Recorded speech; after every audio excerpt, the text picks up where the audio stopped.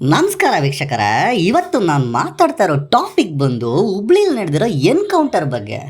ಈ encounter main ಅಲ್ಲ ರೀ, ಆ ಎನ್ಕೌಂಟರ್ ಯಾವ ಉದ್ದೇಶಕ್ಕೆ ಮಾಡಿತ್ತು ಅನ್ನೋದೇ ಮೇಯ್ನು. ಹುಬ್ಳಿ ರೀ ನಮ್ಮ ಸೆಂಟ್ರಲ್ ಸಿಟಿ ಆಫ್ ನಮ್ಮ ಕರ್ನಾಟಕದಲ್ಲಿ ವಿಜಯನಗರ ಏರಿಯಾದಲ್ಲಿ ಏಪ್ರಿಲ್ 12ರಂದು ಒಂದು ಇನ್ಸಿಡೆಂಟ್ ನಡೀತು. ಒಂದು ಚಿಕ್ಕ ಹುಡುಗಿ ರೀ, 5 ವರ್ಷದ ಹುಡುಗಿನ ಯಾರೋ BR ಅವ್ನ್ರಿ ರಿತೇಶ್ ಕುಮಾರ್ ಅನ್ಸತ್ತೆ ಕೆಲ್ಸಕ್ಕೆ ಬಂದಿರ್ತಾರೆ.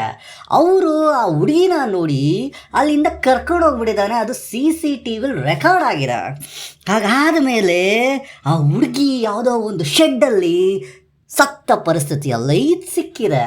ಇದಾದ ಮೇಲೆ ಏನೇನಾಗಿದೆ ಹುಡುಗಿಗೆ ಅಂತ ನನ್ನಲ್ಲಿ ಅಂತೂ ಬಣ್ಣಿಸೋಕ್ಕೆ ಸಾಧ್ಯ ಇಲ್ಲ, ನಾನು ಬಣ್ಣಿಸೋದು ಇಲ್ಲ, ನೀವು ಅರ್ಥ ಮಾಡ್ಕೋಬೇಕು.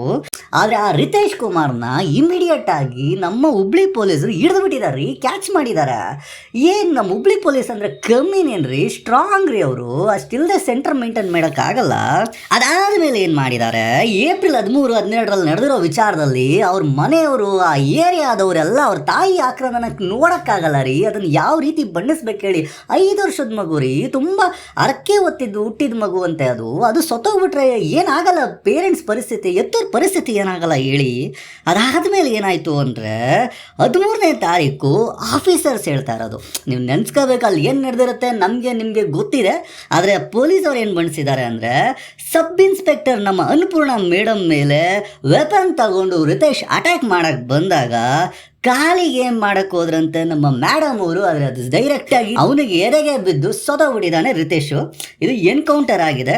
ಒಳ್ಳೇದಾಯಿತು, ಒಬ್ಬ ಪಾಪಿ ಸತ್ತ ಅಂತ ಅನ್ಕೋಬೋದು. ಆದರೆ ವಿಚಾರ ಏನಂದರೆ, ನಮ್ಮ ಜನತೆ ಎಲ್ಲಿಗೆ ಹೋಗ್ತಾ ಇದ್ದಾರೆ? 5 ವರ್ಷದ ಮಗು ಬಗ್ಗೆ ಈ ರೀತಿ ಯೋಚನೆ ಮಾಡ್ತಾರೆ ನಮ್ಮ ಜನಾಂಗ ಅಂದರೆ, ಇವ್ರನ್ನೆಲ್ಲ ಯಾವ ರೀತಿ ಕತ್ತರಿಸ್ಬೇಕು ರೀ? ಎಲ್ಲಿಗೆ ಹೋಗ್ತಾ ಇದೆ ಈ ಜನಾಂಗ?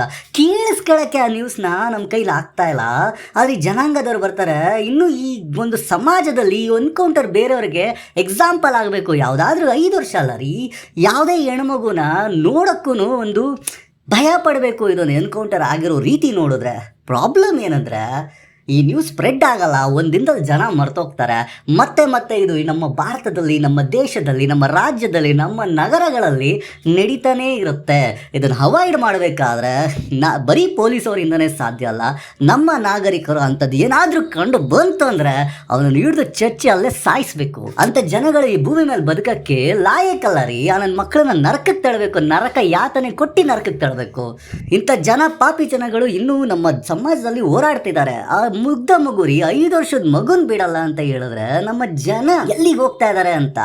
ಕೈಯಲ್ಲಿ ಮೊಬೈಲ್ ಹಿಡ್ಕೊಂಡು ಒಳ್ಳೇದು ಕೆಟ್ಟದೆಲ್ಲ ನೋಡ್ಕೊಂಡು ಹಾಳಾಗ್ತಾ ಇದ್ದಾರೆ ರೀ. ಈ ಇನ್ಸಿಡೆಂಟ್ ಗೊತ್ತಾಯಿತು, ಎಷ್ಟೊಂದು ಇನ್ಸಿಡೆಂಟು ಗೊತ್ತೇ ಆಗಲ್ಲ ನಮ್ಮ ಭಾರತದಲ್ಲಿ. ನಾವು ನಮ್ಮ ಪೀಳಿಗೆನ ಬೆಳೆಸಬೇಕು, ಚೆನ್ನಾಗಿ ಬೆಳೆಸಬೇಕು ಅಂದರೆ ಇಂಥದ್ದನ್ನ ಅವಾಯ್ಡ್ ಮಾಡಬೇಕು. ಆ ಸೌಜನ್ಯ ಕೇಸ್ ಅಂತೂ ಇನ್ನೂ ಏನೂ ಆಗಿಲ್ಲ ಬಿಡಿ. ಅದ್ರ ಬಗ್ಗೆ ಮಾತಾಡಿದ್ರೇ ವಿಡಿಯೋಗಳು ಡಿಲೀಟ್ ಆಗುತ್ತೆ. ಆ ಕೇಸ್ ಅಂತೂ ಡಿಲೀಟ್ ಆಗಿ ಅಲ್ಲೇ ಮುಗಿದೋಗ್ಬಿಟ್ಟಿದೆ. ಆ ಹೆಣ್ಮಗಂತೂ ನ್ಯಾಯ ಸಿಗಲ್ಲ, ಯಾರು ಮಾಡಿದ್ರು ಅಂತಲೂ ಗೊತ್ತಾಗಿಲ್ಲ ಇನ್ನು. ಅಟ್ಲೀಸ್ಟು ಇದೊಂದು ಎನ್ಕೌಂಟರ್ ಏನಂದರೆ ಬೇರೆಯವ್ರಿಗೆ ಮಾಡುವಂಥ ಪಾಪಿಗಳಿಗೆ ಒಂದು ಉದಾಹರಣೆ ಆಗಲಿ ಅಂತ ನಾನು ಕೇಳ್ಕೊತೀನಿ. ನಮ್ಮಲ್ಲಿ ಯಾವತ್ತು ಒಳ್ಳೆತನನೇ ನಮ್ಮ ಚಾನಲಲ್ಲಿ ಹೇಳೋದು. ನೀವು ಅರ್ಥ ಮಾಡ್ಕೋಬೇಕು ಪ್ರೇಕ್ಷಕರೇ.